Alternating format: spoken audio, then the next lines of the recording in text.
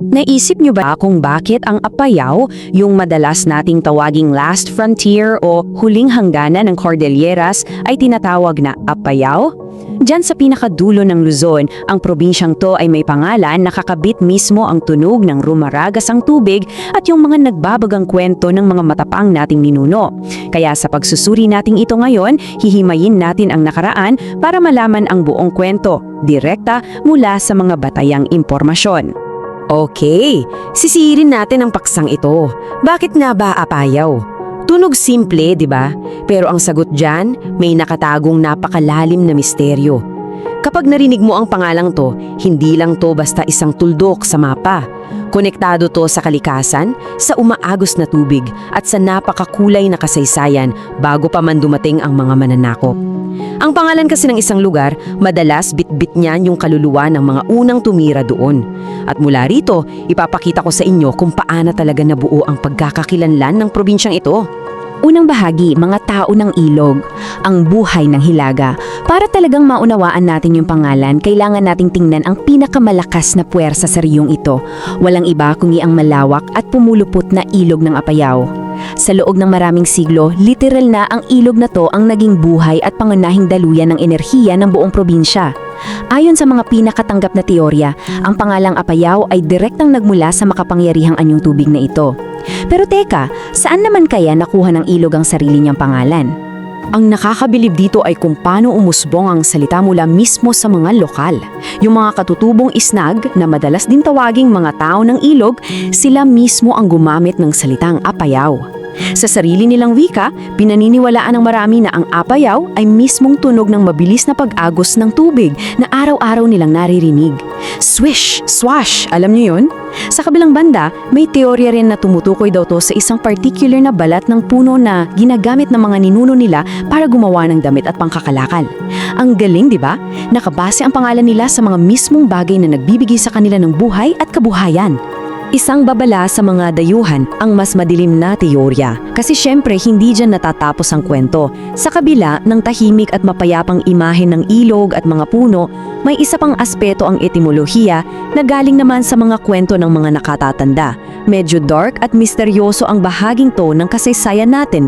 Ipinapakita nito na ang Apayao, hindi lang siya basta pangalan, may dalang matinding bigat at talim to na nagprotekta sa mga sinaunang tao laban sa mga tagalabas.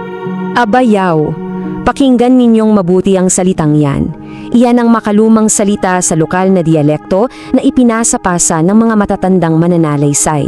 Pansinin niyo kung paano siya katunog ng Apayao pero may kakaibang diin at mas matapang pakinggan. Ang salitang to, binabago niya ang buong pananaw natin. Mula sa nakaka-relax na tunog ng ilog, bigla tayong hinahatak nito sa isang panahon na puno ng tensyon at paghahanda sa kalaban. Ano ba talaga ang ibig sabihin ng makalumang salitang ito? Ang ibig sabihin pala ng Apayao ay nakakatakot o mapanganib. Ouch, di ba? Sa halip na isang mainit na pagtanggap, ang pangalan pala ay nagsilbing isang matinding babala. Kapag narinig ng mga tagalabas ang salitang to, alam nilang hindi sila pwedeng basta-bastang pumasok sa teritoryong ito nang hindi humaharap sa matinding banta. Isa tong paalala na bago pa man itong naging probinsya sa modernong panahon, isa tong lugar na inigagalang at kinakatakutan. Bakit nga ba sila kinatakutan ng ganun? Una, dahil sa magaspang at mapaghamong lupain. Yung heografiya mismo nakaka-intimidate na. Matataas na bundok, malalalim na bangin, at malalawak na gubat. Pangalawa, nandyan yung mga mababangis na mandirigma natin bago pa man ang panahon ng kolonyalismo. Ang mga isnag at iba pang tribo doon kilalang-kilala sa walang inuurungang pagtatanggol sa lupa nila. Dahil sa dalawang salik na to, bihirang-bihirang pasukin ng mga dayuhan. Literal na naging keep out sign ang mismong pangalan nila. Fast forward tayo sa pagbabago sa panahon ng Kastila. Evolusyong punetika. Tulad ng nangyari sa napakaraming lugar sa Pilipinas, ang pagdating ng mga banyagang mananakop ay bumago ng tuluyan kung paano nakilala ang rehiyon. Hindi lang kultura at relihiyon ang ginalaw ng mga Kastila, pati yung paraan ng pagbikas at pagsulat ng mga lokal na salita naapektuhan din. Dito natin makikita kung paano naging formal na Apayao yung mga lumang salitang katutubo. At perpektong ipinapakita nito ang pagbabanggaan ng dalawang magkaibang konsepto. Sa isang banda, nandyan ang Apayao na konektado sa kalikasan, sa ilog at sa tunog ng tubig. Sa kabilang banda naman, nandyan ang Ababayao na sumisimbolo sa panganib at sa bangis ng mga mandirigma. Pareho silang totoo at pareho silang galing sa mga katutubo natin.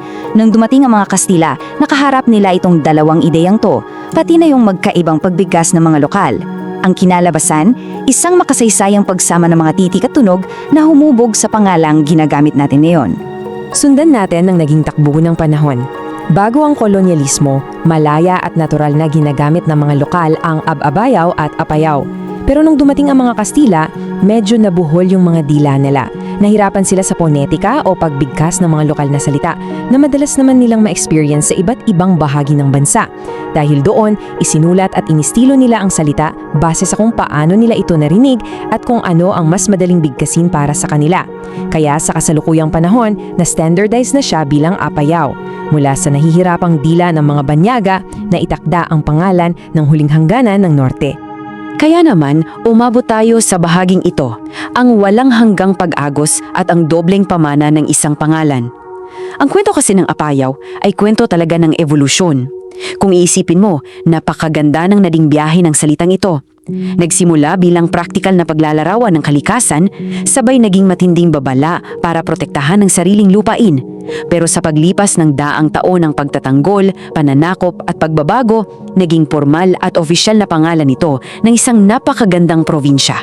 So, ano ba ang pinakamahalagang takeaways natin dito mula sa ating mga sanggunian?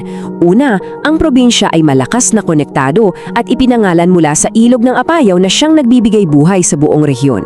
Ikalawa, malalim itong nakaugat sa katutubong salitang isnag na Apayao. At ikatlo, ang eksaktong baybay na ginagamit natin ngayon ay hinubog ng magaspang na lupain ng matapang na pagtatanggol ng mga nino at sa huli ng mga pagbabago sa pagbigkas noong panahon ng mga Kastila. Kapag nakita niya yung buong context, mas nakakabilib kung gaano kayaman ang kwento sa likod ng isang pangalan lang. Bilang pagtatapos, iiwan ko sa inyong tanong na to. Sa inyong palagay, ano ba ang tunay na nagbigay ng kaluluwa sa pangalang Apayao? Ito ba yung walang sawang pag-agos ng tubig ng ilog nila? Yung mga puno at kalikasang na nagbigay ng kabuhayan? O yung mismong katapangan ng mga mandirigma na nagprotekta sa lupaing ito at ginawa itong nakakatakot para sa mga banyaga? Kayo na ang humusga. Kung nagustuhan mo ang kwentong ito, huwag kalimutang i-like ang video, mag-subscribe at i-on ang notification bell para sa iba pang alamat at kwentong bayan. I-share mo rin ito para mas marami pang Pilipino ang makaalala ng kagandahan ng ating mga kwento.